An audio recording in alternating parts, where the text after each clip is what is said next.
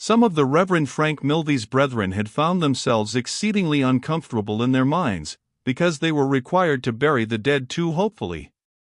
But the Reverend Frank, inclining to the belief that they were required to do one or two other things, say out of 9 and 30, calculated to trouble their consciences rather more if they would think as much about them, held his peace.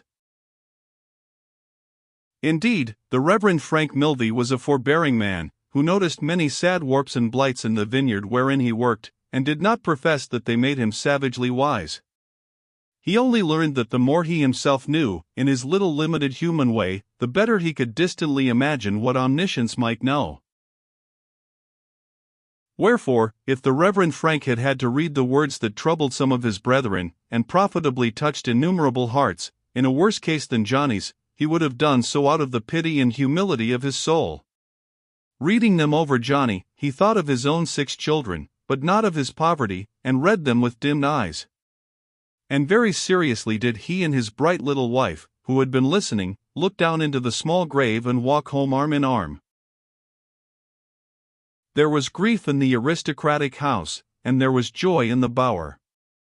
Mr. Wegg argued, if an orphan were wanted, was he not an orphan himself, and could a better be desired? And why go beating about Brentford bushes, seeking orphans forsooth who had established no claims upon you and made no sacrifices for you, when here was an orphan ready to your hand who had given up in your cause, Miss Elizabeth, Master George, Aunt Jane, and Uncle Parker? Mr. Wegg chuckled, consequently, when he heard the tidings. Nay, it was afterwards affirmed by a witness who shall at present be nameless, that in the seclusion of the bower he poked out his wooden leg, in the stage ballet manner, and executed a taunting or triumphant pirouette on the genuine leg remaining to him. John Rokesmith's manner towards Mrs. Boffin at this time was more the manner of a young man towards a mother, than that of a secretary towards his employer's wife.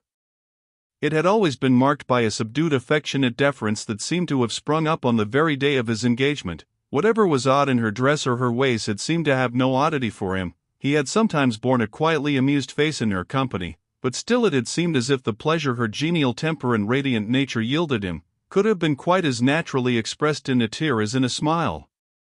The completeness of his sympathy with her fancy for having a little John Harmon to protect and rear, he had shown in every act and word, and now that the kind fancy was disappointed, he treated it with a manly tenderness and respect for which she could hardly thank him enough. "But I do thank you, Mr. Rokesmith," said Mrs. Boffin, "and I thank you most kindly. You love children." "I hope everybody does." "They ought," said Mrs. Boffin, "but we don't all of us do what we ought, do us?" John Rokesmith replied, "Some among us supply the shortcomings of the rest. You have loved children well, Mr. Boffin has told me." "Not a bit better than he has, but that's his way, he puts all the good upon me." "You speak rather sadly, Mr. Rokesmith." "Do I? It sounds to me so. Were you one of many children?" He shook his head. "An only child?" "No, there was another. Dead long ago." "Father or mother alive?" "Dead." "And the rest of your relations?" "Dead, if I ever had any living. I never heard of any." At this point of the dialogue Bella came in with a light step. She paused at the door a moment, hesitating whether to remain or retire, perplexed by finding that she was not observed. "Now, don't mind an old lady's talk," said Mrs. Boffin, "but tell me.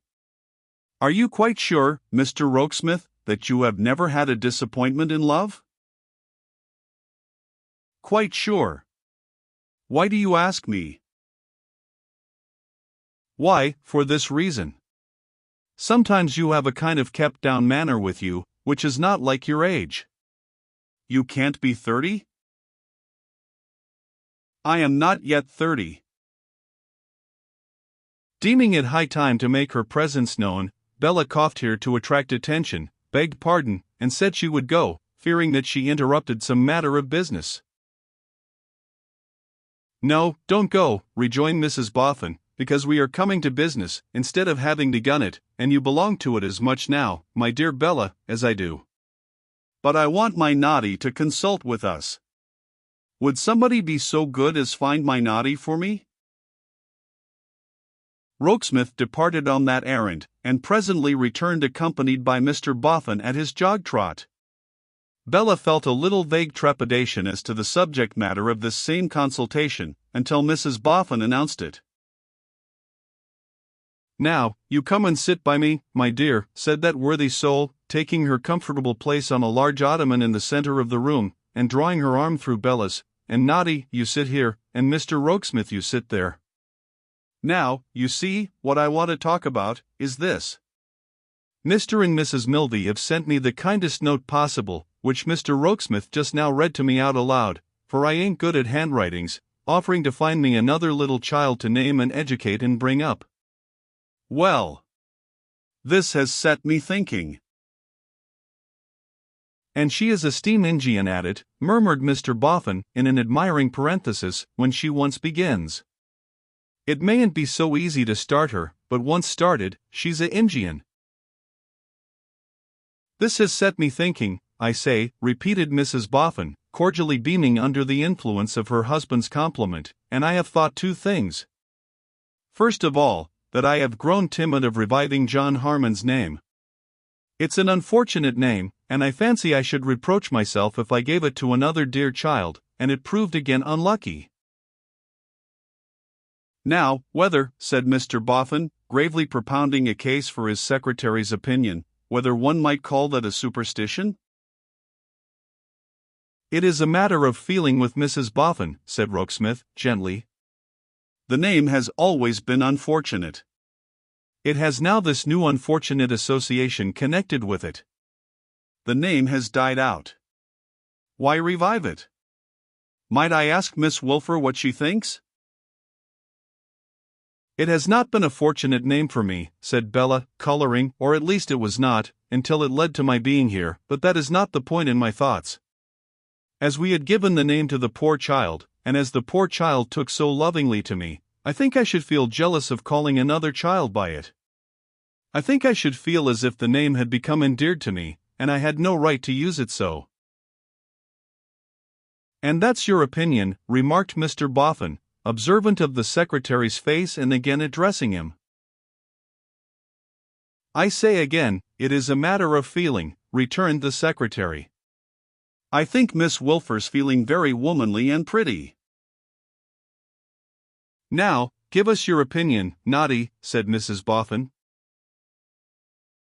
"My opinion, old lady," returned the Golden Dustman, "is your opinion." "Then," said Mrs. Boffin, "we agree not to revive John Harmon's name, but to let it rest in the grave. It is, as Mr. Rokesmith says, a matter of feeling, but lor, how many matters are matters of feeling? Well, and so I come to the second thing I have thought of. You must know, Bella, my dear, and Mr. Rokesmith, that when I first named to my husband my thoughts of adopting a little orphan boy in remembrance of John Harmon, I further named to my husband that it was comforting to think that how the poor boy would be benefited by John's own money, and protected from John's own forlornness." "Hear, hear," cried Mr. Boffin. "So she did. Encore." "No, not encore, Noddy, my dear," returned Mrs. Boffin, "because I am going to say something else. I meant that, I am sure, as much as I still mean it. But this little death has made me ask myself the question, seriously, whether I wasn't too bent upon pleasing myself. Else why did I seek out so much for a pretty child, and a child quite to my liking? Wanting to do good, why not do it for its own sake, and put my tastes and likings by?" "Perhaps," said Bella, and perhaps she said it with some little sensitiveness arising out of those old curious relations of hers towards the murdered man, "perhaps, in reviving the name, you would not have liked to give it to a less interesting child than the original. He interested you very much." Well, my dear, returned Mrs. Boffin, giving her a squeeze, it's kind of you to find that reason out, and I hope it may have been so, and indeed to a certain extent I believe it was so, but I am afraid not to the whole extent. However, that don't come in question now, because we have done with the name.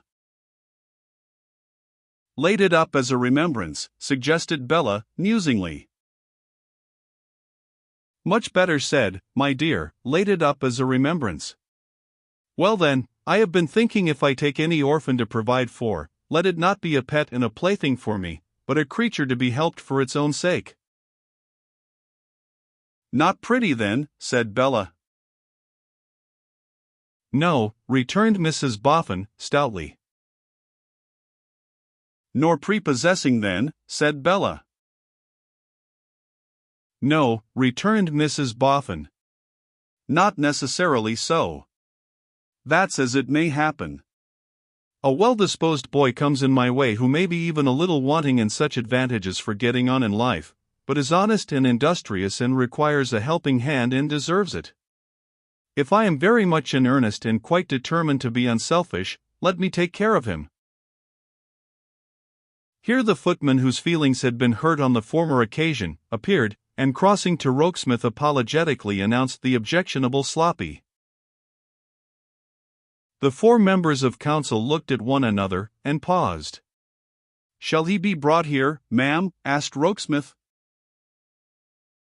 Yes, said Mrs. Boffin. Whereupon the footman disappeared, reappeared presenting Sloppy, and retired much disgusted. The consideration of Mrs. Boffin had clothed Mr. Sloppy in a suit of black, on which the tailor had received personal directions from Rokesmith to expend the utmost cunning of his art, with a view to the concealment of the cohering and sustaining buttons.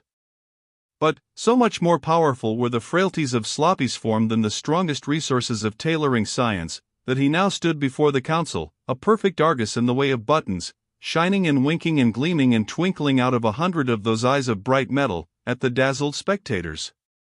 The artistic taste of some unknown hatter had furnished him with a hatband of wholesale capacity which was fluted behind, from the crown of his hat to the brim, and terminated in a black bunch, from which the imagination shrunk discomfited and the reason revolted. Some special powers with which his legs were endowed had already hitched up his glossy trousers at the ankles and bagged them at the knees, while similar gifts in his arms had raised his coat sleeves from his wrists and accumulated them at his elbows. Thus set forth, with the additional embellishments of a very little tail to his coat, and a yawning gulf at his waistband, Sloppy stood confessed. And how is Betty, my good fellow? Mrs. Boffin asked him. Thankee, mum, said Sloppy, she do pretty nicely, and sending her duty and many thanks for the tea and all favours and wishing to know the family's healths. Have you just come, Sloppy? Yes, mum. Then you have not had your dinner yet? No, mum. But I mean to it. For I ain't forgotten your handsome orders that I was never to go away without having had a good enough of meat and beer and pudding. No, there was 4 of 'em, for I reckoned him up when I had meat 1, beer 2, vegetables 3, and which was 4, pudding, he was 4. Here Sloppy threw his head back, opened his mouth wide, and laughed rapturously. How are the 2 poor little minders? Asked Mrs. Boffin.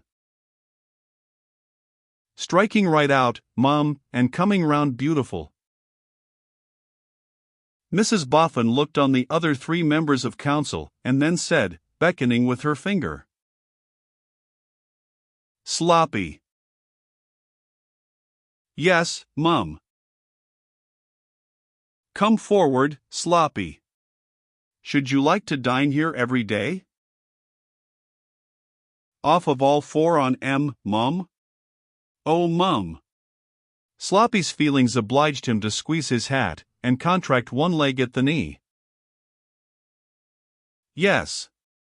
And should you like to be always taken care of here, if you were industrious and deserving?